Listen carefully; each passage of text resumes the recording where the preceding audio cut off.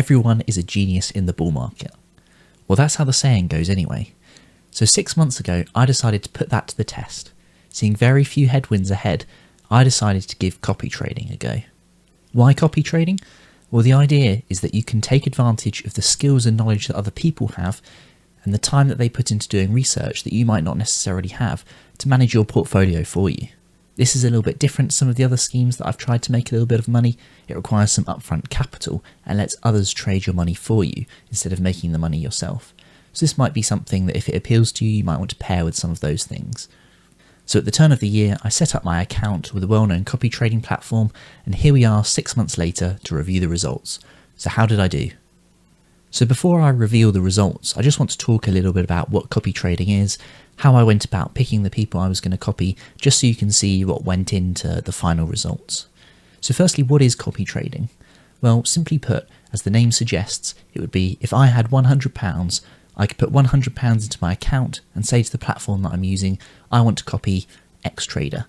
That trader, if they opened a position with 5% of their account, for example, say buying into Nvidia or something like that, then my account would copy their trade. So it would use 5% of my £100, so £5, and buy a position in Nvidia. When they close the position, it would be closed in my account as well.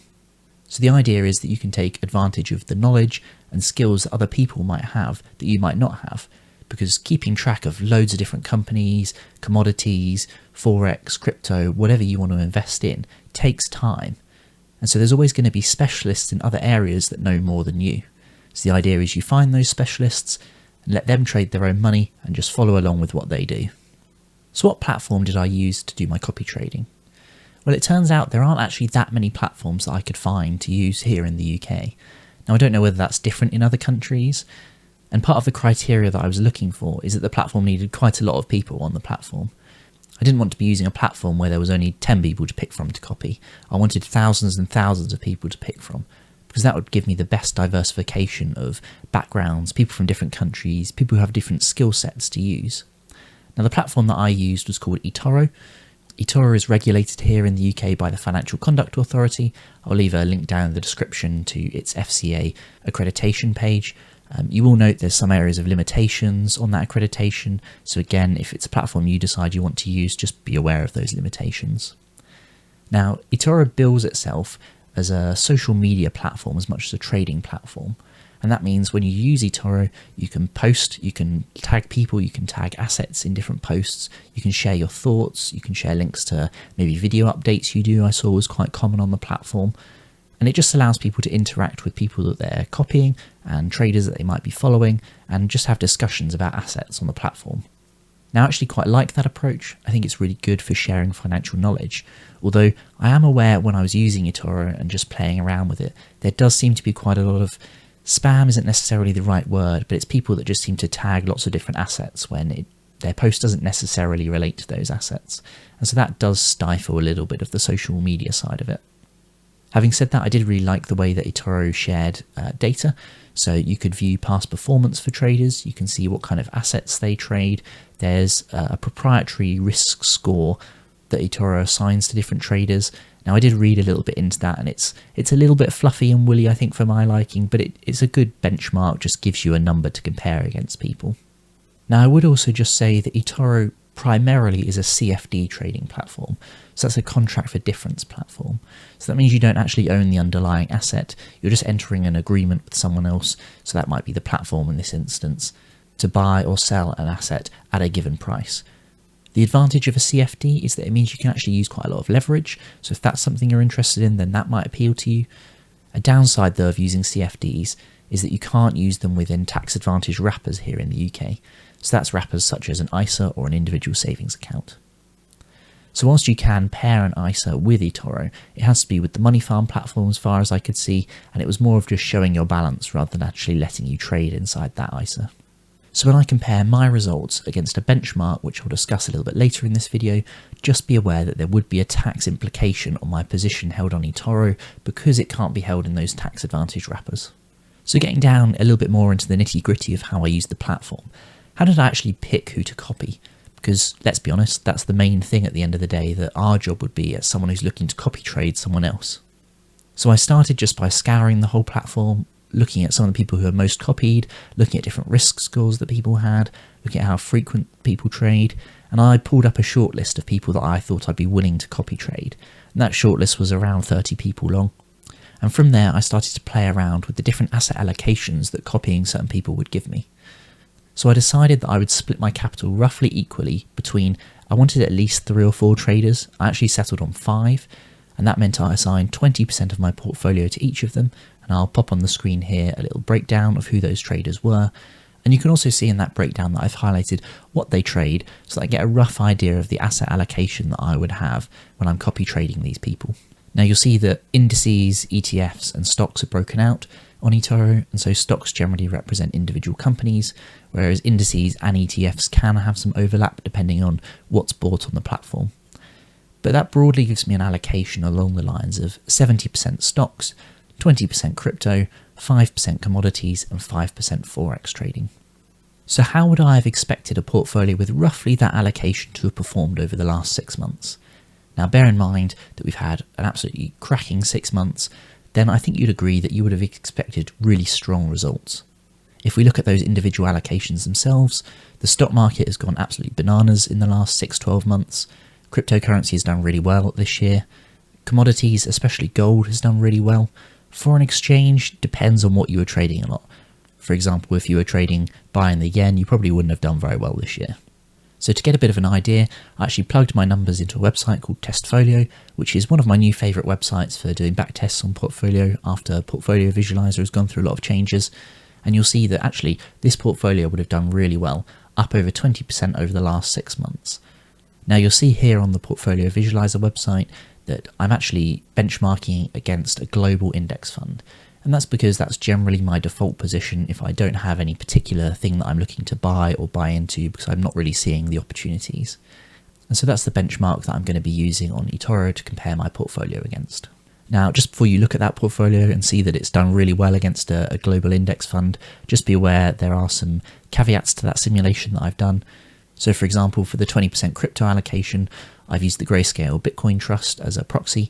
For commodities, I've used gold only as a proxy, and for Forex, because it's really a trading rather than an asset that you necessarily own, I've used CashX, which is a fund that just basically tries to restore interest to you on your cash, which has gone up sort of 4 or 5%. So looking at that backtest, you can see that the portfolio would have generally been up if it had been a buy and hold by about 23% over the last 6 months, which is absolutely stellar given that long-term real returns for a global fund are about 5%, and so you'd expect nominal returns maybe about 8%, and that's per year. This is just over a 6-month time window. So unpacking that all and just returning to eToro, how did my portfolio actually do over the last 6 months? Well, my benchmark, which is a global index fund, returned 11.3% in the last 6 months. And that's pretty good. As I've just said earlier, that's well above average expected returns. But my portfolio on eToro hasn't done quite so well. It's returned about 6.5% in the last 6 months. Now obviously 6.5% isn't bad, but it's just a long way off what it could have been if I just bought and held, and I wouldn't have had to have wasted time picking people to trade on my behalf. So if we dig into those results a little deeper, we can see that of the 5 people that I copied, 4 of them were profitable, 2 of them were broadly around the benchmark, and 1 of them significantly underperformed everyone else, returning a loss so far over the past 6 months.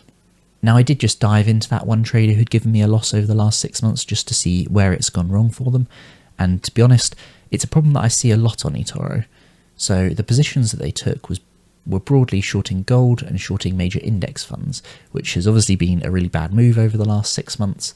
But what's slightly frustrating with that position is that they've continued to hold, even though in my opinion the data has generally suggested that that's not a good position to take. And this is generally something that I've seen across all of eToro.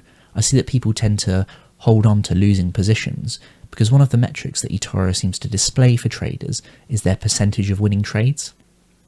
So that means you don't have an incentive to sell positions at a loss because it damages this headline stat that eToro gives of your percentage of winning trades. And I do wonder whether that's one of the reasons why this trader is holding on to some of those losing positions, especially as the markets just seem to keep marching up at the moment. So what's my conclusions after doing some copy trading for 6 months? Well, the experiment hasn't really gone to plan for me. Only a 6.5% return is significantly off what the wider markets have returned. However, I do get the appeal of copy trading. I can see that if there were genuinely financial professionals who had specialist knowledge in an area that you could copy and trade alongside, it could be really beneficial for your portfolio. Having said that, what I have noticed is that most of the people on the platform that I used at least aren't professionals. It's mostly just people like you and me who are trading in their spare time or investing in their spare time, and so they probably don't have the same amount of time to do the amount of research that a financial professional would be able to do. So for example, there are some people who hold massive individual stock positions with 30 or 40 different positions in there. Being able to keep track of that many companies would just be a massive undertaking. I'm not sure I could do it if I worked full time, to be honest. And so I do think a lot of people on the platform are generally just doing speculation. Now, one interesting approach that I thought about, which might be worth trying if you're interested in copy trading, it's probably not something that I'm going to give a go, is that you could trade the traders. And so what do I mean by that?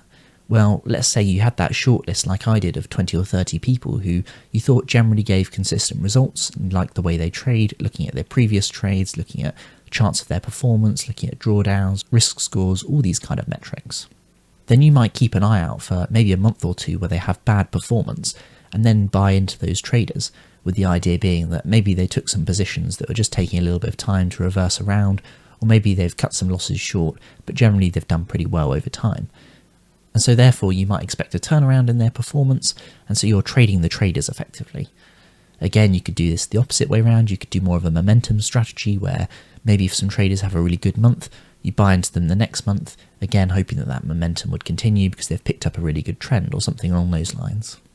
Now, as I've said, this isn't something I'm probably going to be continuing with. I will just leave my demo copy trading account open just to see where it is, and I'll maybe do a 12-month update in 6 months' time just to see where it ended up over the year. But it's not really something I'm looking to do with my money. I just don't have enough trust in the people on the platforms that I've looked at to entrust my money to those people. Now, I have had far better results with some of the other things that I've tried, and you can see in a playlist that I'll leave up here some of the things that have worked for me. There's also a few in there that haven't, but it's well worth a watch if you're looking to earn a little bit of extra income. So congratulations on making it to the end of the video.